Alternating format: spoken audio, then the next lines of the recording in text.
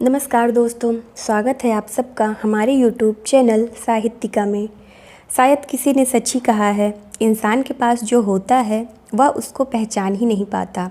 तो चलिए आज बात करते हैं ऐसी ही एक कहानी के बारे में। एक बार एक नवयुवक अपने गुरु से शिक्षा प्राप्त कर रहा था। वह नवयुवक जल्दी ही शिक्षा प्राप्त करना चाहता था।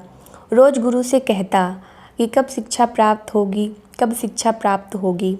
एक दिन युवक को पता चला कि दूर शहर में एक ऐसे गुरु हैं जिनके पास लोगों की बड़ी जल्दी उन्नति होती है और वह जल्दी शिक्षा प्राप्त कर लेते हैं। वह अपने गुरु के पास जाकर बोला, गुरुदेव, मैंने सुना है एक गुरु हैं जो जल्दी ही शिक्षा प्राप्त करा देते हैं, तो क्या आप अनुमति देंगे कि मैं उन गुरु के पास चला जाऊं? गुरु ने कहा, हाँ चले जाओ। वह लंबी यात्रा करके उन गुरु तक पहुंच गए। जब मिला तो गुरु ने पूछा कि कहाँ से आए हो। उसने अपने मठ का नाम लिया। सुनकर गुरु के होठों पर मुस्कान आ गई। वह युवक 20 वर्ष तक उनके पास रहा। साधना करते हुए बड़े उतार चढ़ाव आए। एक दिन उसके भीतर साधना का कमल खिल गया।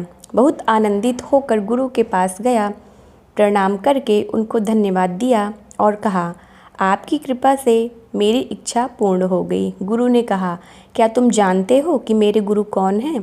युवक ने कहा, यह तो आज तक मैंने पूछा ही नहीं, कृपया आज मुझे बता दीजिए। गुरु ने कहा, बेटे, तुम जिस गुरु को छोड़कर आए हो वही मेरे गुरु हैं। जो तुम्हें यहाँ 20 वर्षों में प्राप्त हुआ है वह मुझे मेरे गुरु ने 2 वर्षों में दिया था। तुमने जब कहा कि तुम वहाँ से आ रहे हो तो इस नाते तुम मेरे गुरु भाई थे। मुझे तुम पर बड़ी दया आ रही थी कि अपने महान गुरु की महिमा को तुम पहचान ही नहीं पाए।